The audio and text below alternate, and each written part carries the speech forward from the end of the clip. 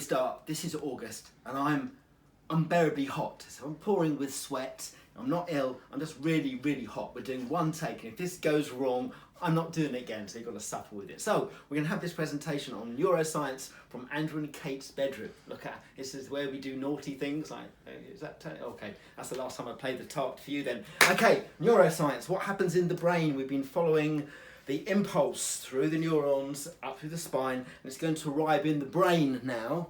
In fact, it's going to arrive behind the bedside cabinet as it does. So the nerve's going to come up here. This the red thing's going to be the nerve.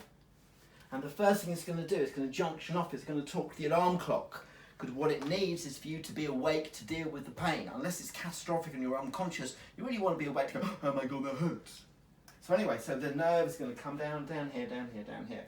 It's going to branch off in two ways. One, it's going to go to the shoe and the knife, because you've got to decide, are you going to fight or flight? Are you going to run or... Sorry, I will not do that noise ever again, I apologise. So that's going to think about that.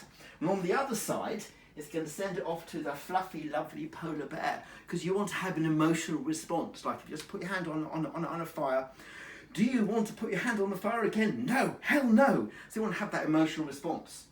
Anyway, the nerve impulse really ends up in your colander. Now, the colander is really a poor metaphor for a sorting centre. We're going to have a little post office, but for some reason we don't have one. So that's a tip for my Christmas present. This little sorting office. And the first thing it's really going to do is going to send the impulse onto the map, and the brain holds a map of your body.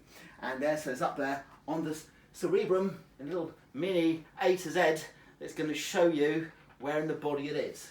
So in a slightly more sophisticated version, let me just put it on here. I'm going to stand myself. Pain impulse is going to come up from the spinal cord. Going to go just all the way to there to begin with.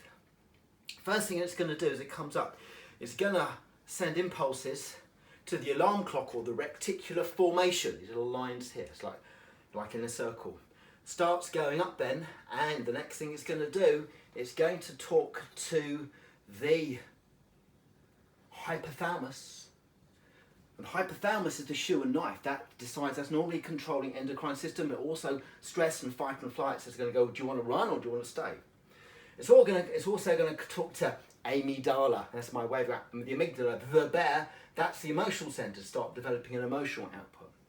But it really goes to the thalamus, which is the colander, the sorting centre. And what the sorting centre is really going to do is going to send an impulse, going to synapse in here, and to the third neuron in the chain, it's going to go up to the A to Z to make a decision about, is this pain? These whole things working together will decide if it's pain or not. Now, as far as I want to go, that's the end of the ascending pathway into the brain. Now, next week we'll start coming down. I just want you to think about two things. So, the periaqueductal grey matter, or PAG, are these things here. They'll come very, very important next week. And the raphe nuclei is this thing here.